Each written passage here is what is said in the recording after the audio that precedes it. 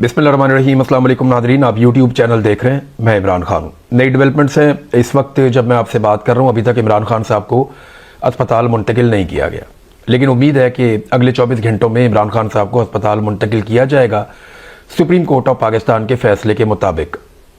PMLN के अंदर एक अजीबोगरीब खलबली मच गई। मुझे समझ नहीं आ रही कि उन्हें क्या हुआ। मियाँ साहब तो बिल्कुल ही दिल छोड़ गए या उनकी पार्टी बिल्कुल दिल छोड़ गई है, और ऐसा लगता है कि नवाज शरीफ साहब ने यह तय कर लिया है कि उन्होंने आइंदा मैदान में अकेले ही रहना है। वो इमरान खान जैसी एक बड़ी सियासी हकीकत को तस्लीम करने को तैयार नहीं है, और ये कोई पॉलिटिकल एटीट्यूड नहीं है, ये कोई जमहूरी रवैया नहीं है, और ये 3 दफ़ा के वज़ीर आज़म को ज़ेब भी नहीं देता। मियाँ साहब को इमरान खान साहब की सियासी हकीकत को ना सिर्फ पहचानना चाहिए बल्कि उनका मैदान में सामना करने की जुर्रत पैदा करनी चाहिए। इन्हीं चीज़ों से मियाँ नवाज शरीफ साहब माजी में गुजर चुके हैं, और वो इमरान खान साहब के लिए कैसे रास्ते बंद कर सकते हैं। यानी मैं PMLN की अगर आपको हकीकत इस वक्त बताऊं जो उनकी हालत है, तो बाज़ों का तरस आता है। ये जो चीज़ें मैं आपको पढ़ के बताने लगा हूं, ये सारी PMLN ने कही हैं और आज ही के दिन में कही हैं। यानी आप देखें, तारक फजल चौधरी कहते हैं कि फैसले पर मिनोअन अमल करेंगे। राणा सनाउल्लाह कहते हैं कि फैसला मेरिट पर मबनी है। नासिर भट्ट कहते हैं कि नवाज शरीफ के खिलाफ साजिश है, और इसी तरह की बात जो है वो कहते हैं जावेद लतीफ़ कि जनाब ये तो सहूलतकारी हो रही है। फिर साद रफीक कहते हैं कि फैसले से अदलिया का खोया हुआ वकार बहाल हुआ, ठंडी हवा का झोंका मिला। फिर आजम नज़ीर तारड़ कहते हैं कि जी फैसले के खिलाफ हम अदालत में जाएंगे। ख्वाजा साद रफीक ने कुछ और बात की है। ख्वाजा आसिफ साहब जो स्टेटमेंट देते हैं वो उससे भी ज़्यादा हैरान करने वाली है। ख्वाजा आसिफ साहब कहते हैं कि जनाब इमरान खान साहब तो कोई NRO ढूंढ रहे हैं और NRO के चक्कर में हैं। PMLN के कुछ लोग जो हैं वो ये कहते हैं जनाब इमरान खान को NRO मिल गई। यानी जितने मुंह है उतनी बातें हैं। PMLN को ये पता ही नहीं है कि इस बात के ऊपर उनका बयानिया क्या है या उन्हें कहना क्या चाहिए, और इसकी वजह यह है कि मियाँ नवाज शरीफ साहब बहुत बड़ी बौखलाहट का शिकार है और क्लैरिटी नहीं है मियाँ साहब में कि एक्चुअली अब उन्हें करना क्या है। देखिए, ये हम सब जानते हैं, आपको भी पता है, PMLN को भी पता है, पीपल्स पार्टी को भी पता है। फजल रहमान साहब भी ये कहते हैं, जितने टाउट्स हैं जो मिलिट्री एस्टेब्लिशमेंट की तरफ से खबरें देते हैं, वो सारे ये बात अपनी मुंह से कहते हैं कि इमरान खान साहब के ऊपर कोई कानूनी मुकदमा नहीं है। ये एस्टेब्लिशमेंट के साथ इमरान खान साहब की एक जिद और एक लड़ाई चल रही है। वो दोनों चाहते हैं कि उनका इक्तदार बरकरार रहे। नहीं, इमरान खान साहब कहते हैं कि सिविलियंस का इक्तदार रहे, एस्टेब्लिशमेंट ये कहती है जी हम इक्तदार के अंदर रहेंगे। PMLN और पीपल्स पार्टी ने क्योंकि एस्टेब्लिशमेंट का रास्ता बनाया इक्तदार का साथ उन्हें शामिल रखने के लिए, तो उनके साथ वो खुश हैं। तो फड्डा तो ये है, सारे ये बात करते हैं, ये मुकदमा तो कहानियां हैं, ये तो जाली हैं।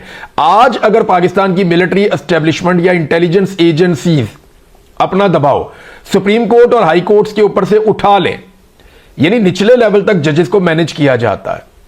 मेरे पास एक जज के रिश्तेदार आए मेरे घर पे और उन्होंने आकर मुझे सॉरी कहा। मैंने कहा जी आप क्यों कह रहे हैं? कहते जज साहब ने मुझे भेजा है, आपका ना बाइज्जत बरी होना बनता था उस मुकदमे में, एक दहशतगर्दी का मुकदमा था।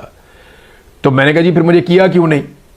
तो उन्होंने कहा जी कि बहुत दबाव था, बहुत प्रेशर था, बल्कि हमें फाइनली ये कहा गया कि अगर आप इसमें छोड़ेंगे तो हम इसको किसी और में पकड़ लेंगे, लेकिन आपके लिए अच्छा नहीं होगा, तो हमें फिर आपका रिमांड देना पड़ा, और बड़ा लंबा एक रिमांड मेरा दे दिया गया था। मुझे दोबारा जेल भी भेज दिया गया था। तो यहां से आपको अंदाजा हो जाना चाहिए कि अदलिया को किस लेवल तक और कितनी निचली सतह तक जाके पाकिस्तान की इंटेलिजेंस एजेंसीज कंट्रोल करती हैं। आज अगर एजेंसीज ये दबाव खत्म कर दें तो इमरान खान साहब के केसेस तो रद्दी की टोकरी में जाएंगे, जैसा कि पहले भी गए हैं। अदलिया पे जितना कंट्रोल हासिल किया गया वो इसीलिए किया गया कि इमरान खान को कितने अरसे तक मैक्सिमम जेल के अंदर रखा जा सकता है या उसके ऊपर दबाव डाला जा सकता है। अब देखिए, ये जो हरकत की है ना तारड़ साहब ने, आजम नजीर तारड़, जो PMLN के आजकल सुर्खैल हैं, मियां नवाज शरीफ के सबसे करीबी लोगों में से एक है आजम नजीर तारड़, वजीर कानून है ना, ऐरे गैरे को तो उठा के लगाएंगे नहीं मियां साहब या शहबाज शरीफ साहब।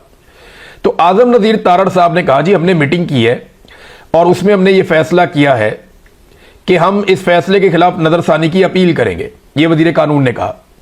अच्छा, इसके अलावा एहसन इकबाल साहब ने कहा कि इमरान खान को अस्पताल भेजा जा रहा है, इस तरह तो कैदियों की पटिशन की एक लाइन लग जाएगी, हर कोई कहेगा कि हमें अस्पताल भेजो। तो यानी ये एहसन इकबाल साहब कह रहे हैं, जिनका साबिक वजीर आजम और लीडर जो है वो पाकिस्तान से लंदन ही चला गया था। तो तब इन्हें ख्याल नहीं आया कि जेलों में लाइनें लग जाएगी कैदियों की और वो आ जाएंगे अपने वीज़े लेकर और पासपोर्ट लेकर कि जनाब हमें लंदन भेज दो, हमें बरतानिया, जर्मनी, फ्रांस, अमेरिका, स्विट्ज़रलैंड, दुनिया के मुख्तलिफ ममालिक में भेज दो, हम भी चाहते हैं बाहर से जाकर इलाज करवाना। जिनका अपना लीडर प्राइवेट अस्पताल में इलाज करवाता रहा, जिनका अपना लीडर प्राइवेट डॉक्टर को हर वक्त अपने साथ रखता रहा, जिनका अपना लीडर इलाज के लिए सजा याफ्ता होने के बावजूद बरतानिया चला गया, स्टाम्प पे लिख कर दिया 50 रुपए वाले पर कि मैं जा रहा हूं 4 हफ्ते के लिए। फिर बात चली गई 8 हफ्तों पे, और फिर 4 साल के बाद वो शख्स वापस तब आता है जब उसकी डील हो जाती है और एयरपोर्ट के ऊपर उसको सहूलत फराहम की जाती है, उसके मुकदमात खत्म किए जाते हैं, उससे इलेक्शन लड़वाया जाता है। अब जिनका लीडर खुद ये सारा कुछ कर गया, वो कैसे कह सकते हैं एक पॉलिटिकल पार्टी के लीडर को, जो साबिक वजीर आजम भी है और जो इस वक्त पाकिस्तान का सबसे मकबूल रहनुमा है, वो उसे कैसे कह सकते हैं कि जनाब आपको इलाज के लिए जेल से बाहर नहीं निकाला जा सकता। ये मरियम नवाज साहबा फायदे गिनवा रही हैं कि मरीज की मर्जी, मरीज का एतमाद, जो डॉक्टर उन्हें पसंद है उस डॉक्टर से इलाज करवाया जाए, ये वो जस्टिफिकेशन दे रही। आज वो कहते हैं जी कि क्यों अस्पताल क्यों भेजे इमरान खान साहब को। जरा ये सुने आपके उस दौर में परवेज रशीद क्या कहते थे, ख्वाजा आसिफ क्या कहते थे, मरियम नवाज, शहबाज शरीफ, एहसन इकबाल, हसन नवाज, हुसैन नवाज, या आपको याद होगा कि मरियम औरंगजेब हर 10 मिनट के बाद मियां नवाज शरीफ साहब की प्लेटलेस की रिपोर्टें लेकर मंजर-ए-आम पे आती थी और वो बताती थी कि ये और गिर गए, ये और गिर गए, ये और गिर गए, बेड़े ही गर्क हो गया। कौम को इन्होंने ज़हनी मरीज बना दिया था। अदालत मियां नवाज शरीफ साहब की जिंदगी की गारंटियां मांग रही थी। मुझे अच्छी तरह याद है, हम भूले नहीं हैं, हमारी याददाश्त कमजोर हो सकती है लेकिन हम इतने भी फारिग नहीं है कि बिल्कुल ही भूल जाएं। माजी में जो अदालतें थी वो नवाज शरीफ की जिंदगी की जमानत मांग रही थी इमरान खान से। यानी जब नवाज शरीफ साहब बीमार थे जेल के अंदर तो जमानत मांगी गई इमरान खान साहब से। अब जब इमरान खान साहब की हालत खराब की और उन्हें परेशान किया गया या उन्हें जानबूझकर बीमार किया गया जेल के अंदर, तो तब भी अदालत गारंटी अब की हुकूमत से नहीं मांग रही, उसी इमरान खान से मांग रही है कि जनाब आप इमरान खान के लवाहिकीन गारंटी दें कि अगर मुलाकात कराते हैं तो बाहर आकर कोई नापसंदीदा बात तो नहीं करोगे, कोई मेडिकल रिपोर्ट तो बाहर नहीं आ जाएगी। वहां 10-10 मिनट के बाद मेडिकल रिपोर्टें बाहर आती थी। सारे के सारे जो हैं उस वक्त फायदे गिनवा रहे थे। और मियां नवाज शरीफ साहब को ये एक और खबर देखें आप, ये अंग्रेजी अखबारात में भी है, उर्दू अखबारात में भी है कि ये मियां नवाज शरीफ साहब को शिफ्ट कर दिया गया। कहां पे? मियां साहब का अपना जो प्राइवेट अस्पताल है, जो मियां साहब को बहुत ज्यादा पसंद था, उस अस्पताल में मियां नवाज शरीफ साहब को शिफ्ट कर दिया गया, शरीफ मेडिकल सिटी, जहां पे जनाब जदीद इलाज की सहूलतें मौजूद हैं। और ये आज जो इंफॉर्मेशन मिनिस्टर है पंजाब में, यही खातून उस वक्त चिल्ला कर कह रही थी कि जनाब शरीफ मेडिकल सिटी में मियां नवाज शरीफ को जाया जा रहा है, वहां बड़ी फैसिलिटीज हैं, वहां उनका इलाज किया जाएगा। आप अंदाजा करें कि कैसे दोगले लोग हैं ये, कैसे मुनाफिक लोग हैं और कैसे बेईमानी करते हैं और लोगों को बेवकूफ समझते हैं कि लोग चीजें भूल जाएंगे। लोग चीजें नहीं भूलते। अब देखें हुकूमत ने फैसला क्या किया, आप गौर करें।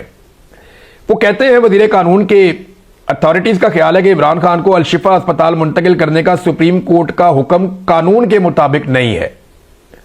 यानी नवाज शरीफ को पाकिस्तान से बाहर बरतानिया भेजने का हुक्म कानून के मुताबिक था 50 रुपए के स्टाम्प के ऊपर, इमरान खान को इस्लामाबाद एक अस्पताल में भेजने का हुक्म कानून के मुताबिक नहीं है। कैसी मंतक है, कैसी साइंस है इनकी, समझ आ रही है आपको?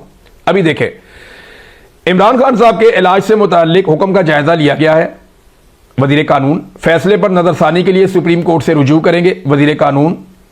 हुक्मनामे के दीगर निकात पर भी मुशावरत की गई है वजीर कानून। क्या सुप्रीम कोर्ट का हुक्म तमाम कैदियों के लिए होगा? वजीर कानून। ये उस वक्त नहीं पूछा जब नवाज शरीफ को सुप्रीम कोर्ट ने या अदालत ने उठाकर पाकिस्तान से बाहर भेज दिया था। क्या वो हुक्म भी सारे कैदियों के लिए था? जेलों में बहुत से कैदी हैं जिनकी सेहत के मसाइल हैं, तो उस वक्त भी थे। सजा याफ्ता कैदियों को सरकारी अस्पतालों में इलाज फराहम किया जाता है। क्या सुप्रीम कोर्ट का हुक्म तमाम कैदियों के लिए होगा? ये वजीर कानून ने कहा। अब ये कह रहे जी हम इसके अंदर अपील करने के लिए जाएंगे। लेकिन मजे की बात यह है, जो इंतजार हुसैन पंजूथा साहब ने बताई कि आजम नजीर तारड़ साहब ने यह फैसला करने से पहले फैसला पढ़ा ही नहीं। यानी इस फैसले को चैलेंज करने का जो फैसला किया गया कि हम नजरसानी की अपील में जाएंगे, उस अपील में जाने से पहले यह वाला फैसला पूरा पढ़ा ही नहीं। इसका अगर 12 नंबर पॉइंट वो पढ़ते तो इस पैराग्राफ के अंदर लिखा हुआ है, the question of maintainability of the petition as well as the other objection that may be raised by the respondents shall be examined on the next date of hearing the respondents shall also be at liberty to file their concise statements। अब वो ये कहते हैं, ये supreme court क्या कह रही है इस पे जरा आप गौर करें कि फैसले में अदालत ने वादे तौर पे कहा है कि इस पिटीशन के कानूनी तौर पर काबिले समात होने या किसी कानून के मुताबिक होने और तमाम दीगर एतराजात के लिए फैसला अगली तारीख पे किया जाएगा। जब एक केस ही काबिले समात है, अभी वो चल रहा है, अदालत ने उसमें एक अबूरी ऑर्डर दिया है, इसकी मेंटेनेबिलिटी या बाकी चीजों के ऊपर आपको एतराज करना है तो आपने इसी अदालत में करना है, क्योंकि केस अभी खत्म नहीं हुआ, केस अभी चल रहा है।